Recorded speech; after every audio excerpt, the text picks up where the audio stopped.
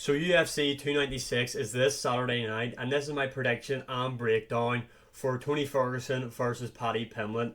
Now, this is going to be a sad fight for the MMA community, in my opinion, because this will be Tony Ferguson's last fight in the UFC. Hopefully after this beating that he takes from Paddy Pimblett, the UFC don't let him continue. The guy just has not looked great, honestly. Tony Ferguson, what happened?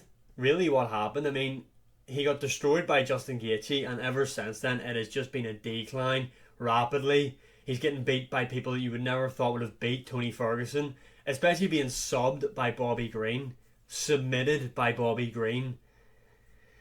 Yeah, Tony Ferguson is done. Now, he is training with David Goggins. Well, he had been training, and a lot of people were like hating on that, saying like, why is he doing that? His endurance was never the issue. But to me, it was kind of like maybe Tony Ferguson, he probably would never have admitted it, but maybe his mindset was kind of fucked after all those losses. And like, they're not just wee simple close decision losses. Like, he's getting beat, he's getting mauled by everybody, like starched. Especially like Michael Chandler kicked his head off his shoulders, submitted by Bobby Green. You know, he nearly had his arm snapped off by Oliveira. Beneil had him in a few very bad submission spots. You know, his body's taking a lot of wear and tear, and that will drain on you mentally. I don't care how mentally tough Tony Ferguson claims he is. The guy is mentally tough, but that will drain you. And I think it's more of that working with David Goggins, because David Goggins' mindset is bulletproof, and I feel like Tony Ferguson going through that hell week has let him understand, you know, there is still something, I still have more to give. I do think, though, it probably has fucked his body doing that hell week. His legs are already gone. He's getting really up there in age now, Tony Ferguson. He's way past his prime. And say what you want about Paddy Pimblett, he might not be the best lightweight. I personally don't see the guy ever getting into the top 10 at lightweight. But he is really big for this division. He is in arguably the prime of his career. And he does offer Tony Ferguson problems. On the feet, I think Tony Ferguson will do alright with Paddy Pimblett. Paddy Pimblett does leave his chin in the air, and we've seen that Tony Ferguson can still crack. That is one thing he still has going for him. But Paddy Pimblett is durable, let's be honest here. The guy's chin is made of granite. But this is where I see Tony Ferguson losing this fight, and it is in the grappling exchanges. I see Paddy Pimblett being able to bully Tony Ferguson in here, put him against the cage, and take him down.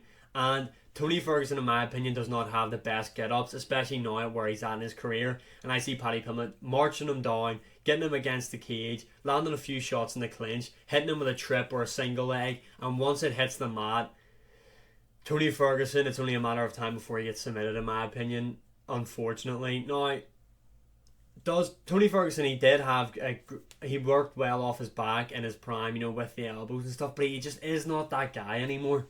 He's well past it. He's kind of turned into like a BJ Penn now, Tony Ferguson, and hopefully Paddy Pimblett can't beat him, and he doesn't take that much damage. Hopefully he just marches him forward, lands a couple of shots in the clinch, takes him down and subs him. I'm going to go for, let me see, how do I think he gets this done? Not an armbar. He's going to have to choke Tony Ferguson out, which is the issue because Tony will not tap. I'm probably going to say like a triangle. I feel like he'll get mount and Tony Ferguson will start to scramble and move, and then Pimblett will end up on the bottom but will bring Tony Ferguson with him, catch him in a triangle choke and submit him. Yeah, I feel like that's my pick here. I feel like he's going to have to sub him, but in a way to choke him out. I don't feel like if he gets Tony in like a Kimura or an armbar, I genuinely feel like Tony Ferguson will let his arm snap before he taps. That is the sad reality. Hopefully, though, if it does come to that, he does just tap and doesn't cause himself really that much damage. But yeah, love him or hate him, Paddy Pimblett has changed my opinion on him, to be honest. Now, I made a video on this on my TikTok, check it out, you can see in the top of the corner there. But a lot of people disagreed with me. I said Paddy Pimblett now, in my opinion, is starting to become a lot more likeable, especially in his more recent interviews where he talks about that Jared Gordon performance, and he does say, look, I was wrong, you know, it was a lot closer than what I was making it out to be, etc, etc.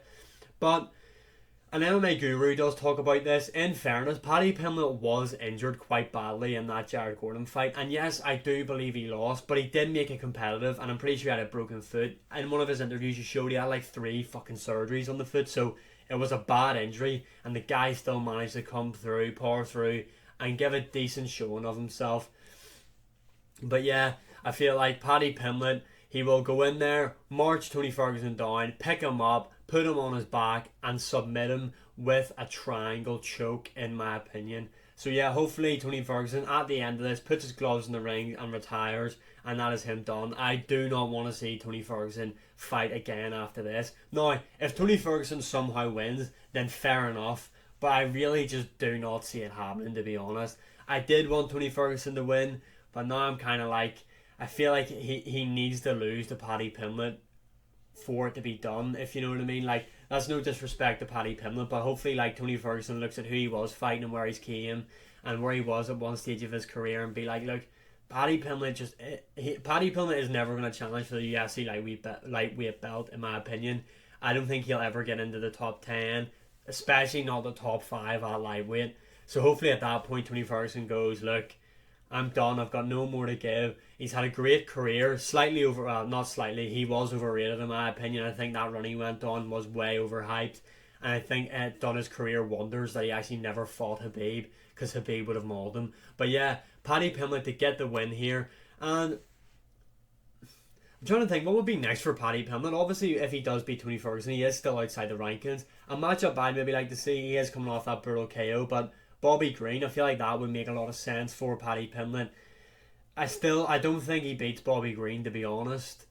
I think Bobby Green would just outstrike him on the feet, but that would be you could probably do a UFC fight night.